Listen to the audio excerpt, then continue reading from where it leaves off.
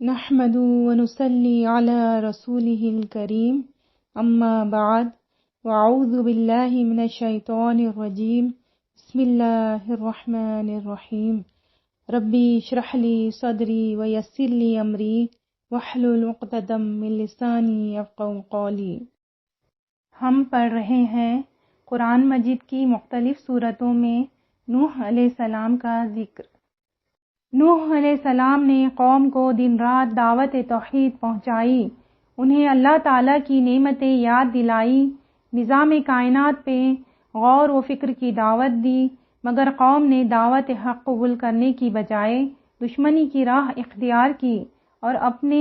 نبی کو سنگین دھمکیاں دی۔ آخرکار نبی محترم نے مایوس ہو کر قوم کی تباہی و بربادی کی دعا کر دی۔ سورہ نوح میں ارشاد باری تعالیٰ ہے، ہم نے نوح کو ان کی قوم کی طرف بھیجا کہ اپنی قوم کے لوگوں کو خبردار کر دیں، پیشتر اس کے کہ ان پر درد دینے والا عذاب واقع ہو۔ انہوں نے کہا کہ اے قوم، میں تم کو کھلے طور پر نصیحت کرتا ہوں کہ اللہ کی عبادت کرو اور اس سے ڈرو اور میرا کہا مانو، وہ تمہارے گناہ بخش دے گا اور موت کے وقت مقرر تک تم کو مہلت عطا کرے گا۔ جب اللہ کا مقرر کیا ہوا وقت آ جاتا ہے تو تاخیر نہیں ہوتی۔ کاش تم جانتے ہوتے۔ جب لوگوں نے نہ مانا تو نوح علیہ السلام نے اللہ سے عرض کی کہ پروردگار، میں اپنی قوم کو دن رات بلاتا رہا، لیکن میرے بلانے سے وہ اور زیادہ گریز کرتے رہے۔ جب بھی میں نے ان کو بلایا کہ توبہ کریں اور تو ان کو معاف فرمائیں تو انہوں نے اپنے کانوں میں انگلیاں دے لی اور کپڑے اوڑھ لیے اور اڑ گئے اور اکڑ بیٹھے۔ پھر میں نے ان کو کھلے طور پر بلاتا رہا اور ظاہر اور پوشیدہ ہر طرح سمجھاتا رہا اور کہا کہ اپنے پروردگار سے معافی مانگو کہ وہ بڑا معاف کرنے والا ہے اور تم پر آسمان سے لگاتار مینا برسائے گا اور مال اور بیٹوں سے تمہاری مدد فرمائے گا اور تمہیں باغ عطا کرے گا اور ان میں تمہارے لیے نہریں بہا دے گا۔ تم کو کیا ہوا ہے کہ تم اللہ کی عظمت کا اعتقاد نہیں رکھتے، حالانکہ اس نے تم کو طرح طرح کی حالتوں میں پیدا کیا ہے۔ کیا تم نے نہیں دیکھا کہ اللہ نے 7 آسمان کیسے اوپر تلے بنائے ہیں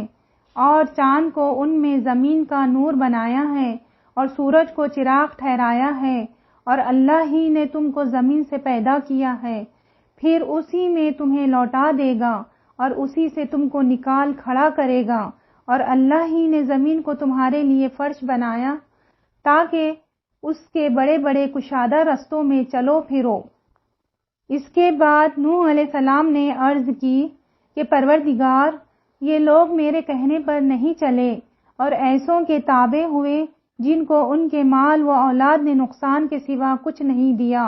اور وہ بڑی بڑی چالیں چلیں اور کہنے لگے کہ اپنے معبودوں کو ہرگز نہ چھوڑنا، اور ود اور سواع اور یغوث اور یعوق اور نصر کو بھی ترک نہ کرنا۔ پروردگار، انہوں نے بہت لوگوں کو گمراہ کر دیا ہے، تو ان کو اور زیادہ گمراہ کر دے۔ آخر وہ اپنے گناہوں کے سبب ہی غرقاب کر دیے گئے، پھر آگ میں ڈال دیے گئے، تو انہوں نے اللہ کے سوا کسی کو اپنا مددگار نہ پایا۔ اور پھر نوح علیہ السلام نے یہ دعا کی کہ میرے پروردگار، کسی کافر کو روئے زمین پر بسا نہ رہنے دے، اگر تو ان کو رہنے دے گا تو تیرے بندوں کو گمراہ کریں گے، اور ان سے جو اولاد ہوگی وہ بھی بدکار اور ناشکر گزار ہی ہوگی۔ اے میرے پروردگار، مجھ کو اور میرے ماں باپ کو اور جو ایمان لا کر میرے گھر میں آئیں ان کو اور تمام ایمان والے مردوں اور ایمان والی عورتوں کو معاف فرما، اور ظالم لوگوں کے لیے اور زیادہ تباہی بڑھا۔ سورہ نوح، سورہ نمبر 71، 1 سے 28۔